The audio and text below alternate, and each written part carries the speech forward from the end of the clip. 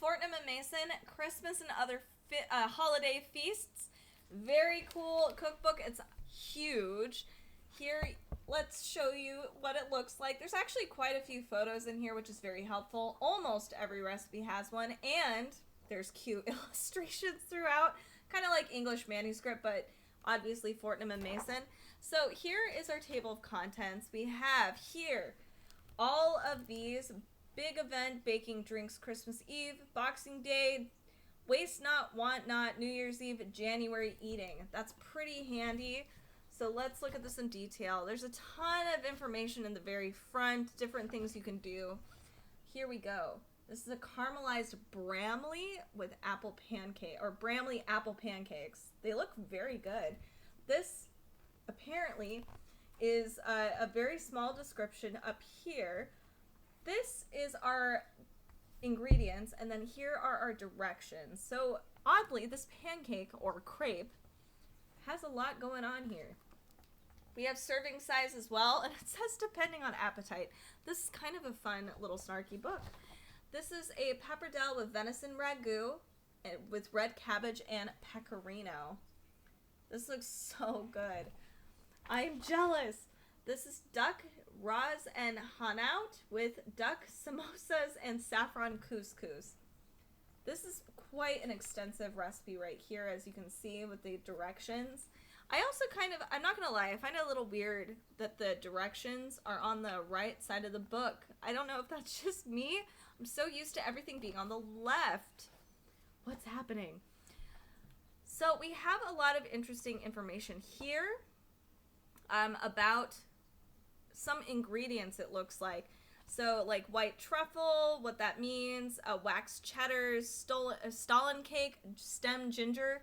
Well, all of those things are the importance and what kind of dishes are actually in, or what dishes are you use those ingredients. Sorry.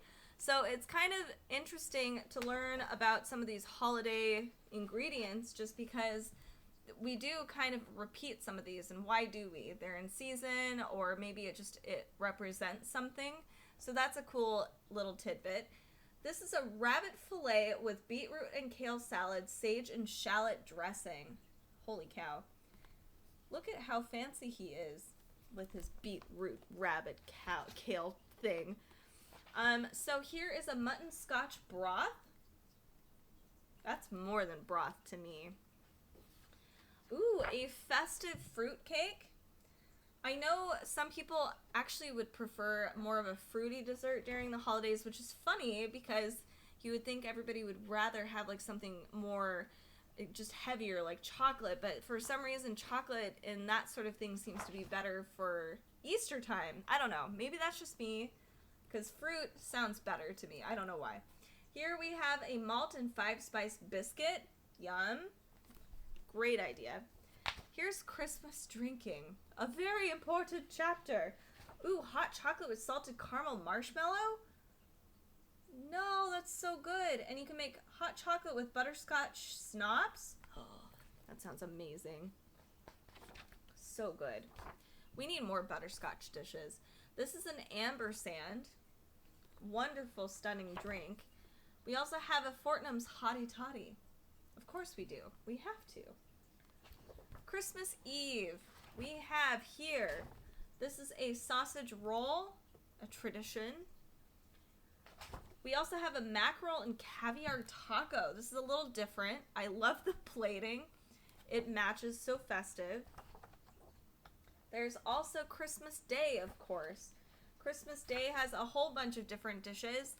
So I love that I'm seeing a range here. So some of these dishes do look very difficult, or they have some less, I guess, some of the ingredients are not easily accessible, I guess.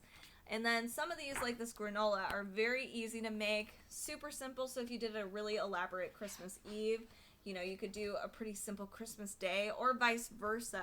So here's a halibut with caviar, parsley, and vermouth butter sauce. So something a little more elevated and fancy. But if maybe that's just like you wanted to do a really awesome Christmas Day. This is a roast turkey with all the trimmings. This looks good, like a very good turkey. here we have, this is adorable, this Christmas cat, I love it. We have here a portobello mushroom Wellington. Instead of beef, you can do a vegetarian version, which is very good. Moving forward a little more, we have this banana and Yule log profiterole with hot chocolate sauce. How is this a Yule log profiterole? I'm curious now. Stem ginger pudding. That looks really good. Boxing Day. This is a grilled aubergine with crushed chickpeas. Crushed chickpeas. These are pretty extensive dishes here. Moving forward, we have a winter vegetable curry. I also like that we are seeing a lot of different kinds of dishes from all over the world. Lime curd and pistachio tart. Oh, yum. Putting those together sounds so good. My mouth is watering. Muscat grapes and port and apple jelly. That would be really good too. Waste not, want not. Turkey Scotch eggs. There's this goose cassoulet. I don't know what a cassoulet is. I'm gonna have to learn. It's a southwestern French classic. I'll have to check that out. Sage toad in the hole with pigs in a blanket and onion gravy. That's so funny. I wish they had a toad actually on this little thing, but they have a piggy, which is cute. This looks really tasty. This is a Scottish langoustine with saffron aioli. This would be really great if you were doing just a wintertime party. Beef fillet in a béarnaise sauce.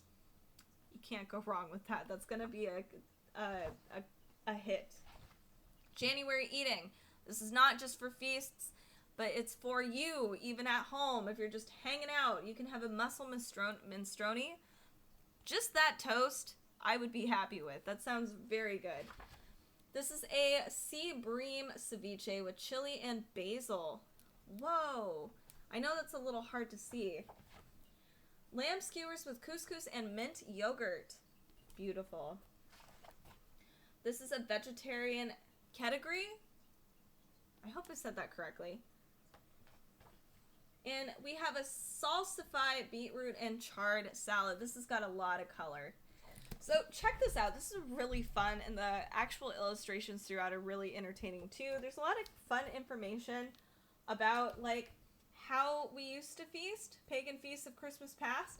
So some historical context, there's some interesting information about different regions and what ingredients they do use for the holidays and what's more popular. And there's a lot of elevated meals in here, as you can tell.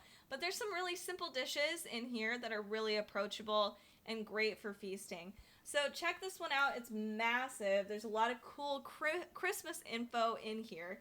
This is the Fortnum and Mason Christmas and Other Winter Feasts. Make sure to check out our other playlists if you do love Christmas and the holidays. We've got a lot of holiday cookbooks. And make sure to comment, to like, to follow. You can join our socials down in the description below. We'd love to see you there. We do a ton of live streaming, so make sure to give us a follow so you'll be notified. Thank you so much for watching. Make sure to let us know what you want to see next time.